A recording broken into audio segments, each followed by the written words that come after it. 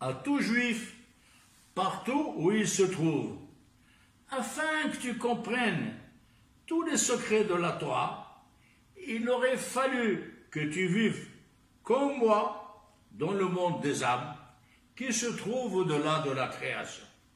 Et c'est le sujet de mes écrits, dans lesquels le Créateur m'a dicté les nouveaux commandements comme préceptes essentiels au peuple d'Israël de l'ère messianique. Premier commandement que j'annonce en tant que Messie d'Israël: annulation de la loi inique du divorce rabbinique, grâce à mes commentaires divins. Pour cela, Yahvé m'a divinisé au bon sens d'un ange. Depuis, j'ai déchiffré toutes choses cachées dans la quintessence des mots de la Torah, dont voici un exemple. Voici, j'envoie un ange. Exode 23, 20. 14 lettres. Leur déchiffrement, la procédure des messies ici est celle d'un Dieu. Un jour, alors que je me trouvais dans la ville d'Arras, située dans le nord de la France, la fortune m'a souri. C'était l'année 5755 du calendrier hébraïque, le 20e jour du mois d'Adar, un mercredi. Je descendais toujours dans le même hôtel chaque fois que je venais pour y travailler. Mais l'hôtel était en rénovation. J'en ai donc cherché un autre qui recevrait pour une nuit un commerçant fatigué et rêveur. Au milieu de mon sommeil, la fenêtre de ma chambre d'hôtel, qui donnait sur le gazon d'une grande cour, s'est comme par enchantement déplacée de son cadre vers une dimension inconnue, et simultanément, avec elle, je me suis retrouvé au-delà du temporel de notre création. L'espace de la chambre est devenu terrible et effrayant. Je m'y suis enfoncé tel un homme rêvant, tout éveillé, et assistant à la première vision des temps messianiques.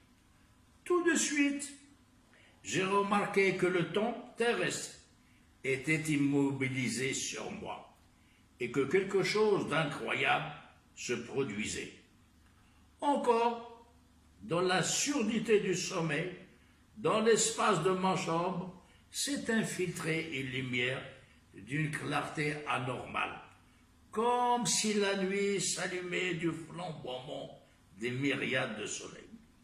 C'est alors que j'ai vu devant moi un homme se tenant debout sur sa propre dimension temporelle. Son visage rayonnait sur tout le cosmos, de l'aspect resplendissant d'une sorte de boule de feu. Il prit une forme humaine. Sa nature était claire. Cette entité inimaginable était couverte d'un manteau du cortège de nuées célestes qui entoure la divinité d'Israël, au petit mâle éclat de la perle. L'homme, à l'essence lumineuse, était pourvu d'elles. Elles étaient aussi brillantes que toutes les armées célestes de l'univers, réunies dans l'espace de ma chambre. L'homme formait et ouvrait ses ailes de son corporel de feu, tel un éventail de lumière diffuse, qu'il ajoutait sur lui pour déployer l'envergure des cieux. Son temps, il l'a asservi à la Torah, acte du Verbe. Sa bouche m'instruira sur les mystères de l'univers. Dans la chambre de l'hallucination, je me suis aperçu que l'espace était devenu celui du cosmos en tout entier, car le Créateur l'avait réduit à une étincelle avec laquelle il a établi la création des 6 jours. Pour cette raison, je me suis trouvé devant lui, sur sa propre dimension temporelle, inconnu à la nature même. De cette étincelle, il a créé le vide. Il a dressé sa taille jusqu'à la ronde de son char divin, bien au-delà du 7e jour. C'est de là-bas qu'il est venu me voir en France. Un tourbillon de feu à la forme humaine, tournant sur lui-même, manifestance de Yahvé, ne dégageant aucune fumée ni aucun grésillement de combustion, car c'est la lumière épurée du Créateur. À cette vue ahurissante, j'ai crié « Yahvé !» car cela était hors de doute. C'était bien la présence divine.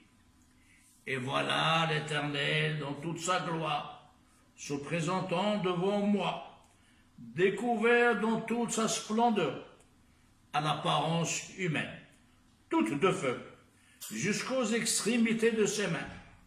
Elle scintillait comme des rayons de soleil.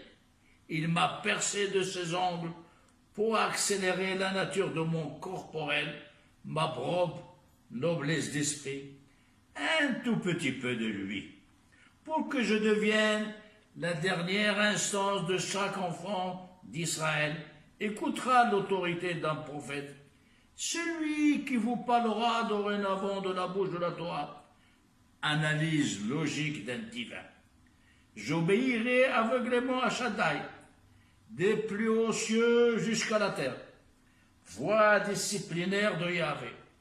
Je vous raconterai les chroniques de la création, déjà des pages de garde du livre de la Torah.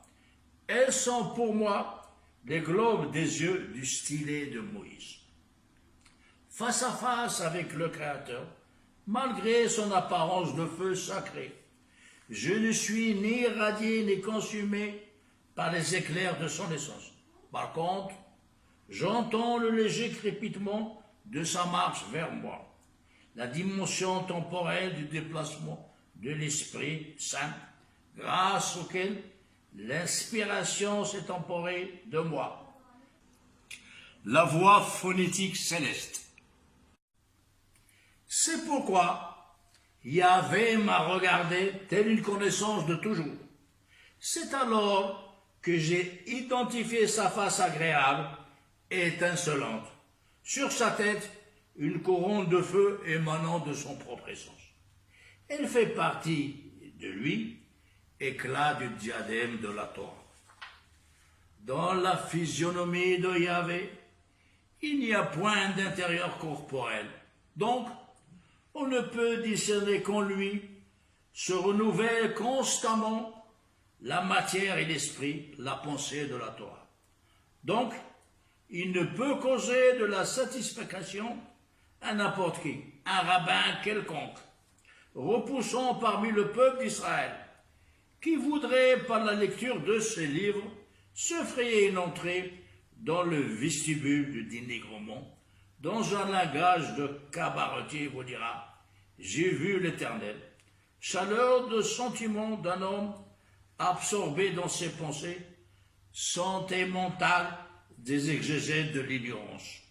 Chacun d'eux aujourd'hui a ouvert grande sa bouche pour parler la langue de la Torah, une page dépourvue de valeur scientifique céleste.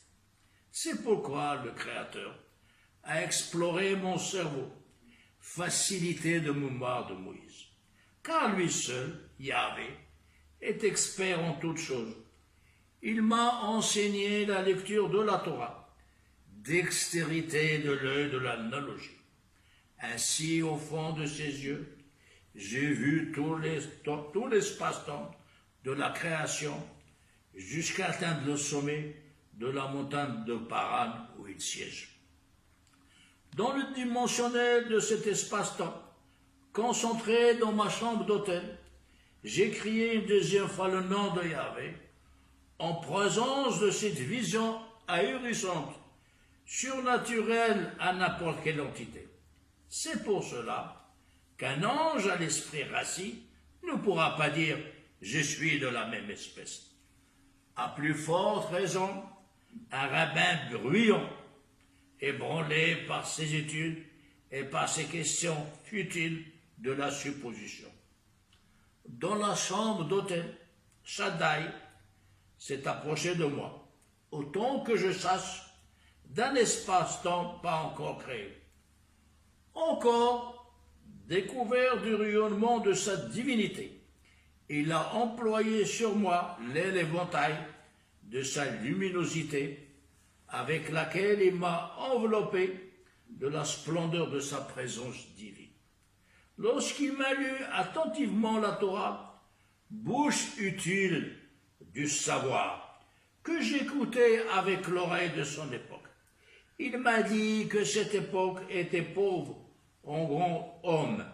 Ils ne peuvent, comme toi, apprendre le langage divin de la Torah, clin d'œil de mon intelligence.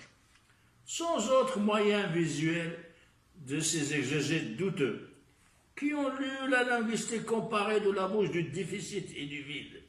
C'est pour cette raison que je t'ai appris à lire mes secrets dans la Torah, théorie de la connaissance de l'œuvre de la création.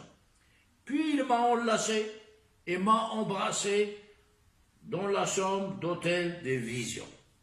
Ensuite, il m'a réveillé dans son dimensionnel temporel comme prophète sagace, qui doit recommencer à zéro l'œuvre de Moïse, discours d'un envoyé humain, maintenant divinisé, de qui Israël dira « Il a bien parlé et bien agi ».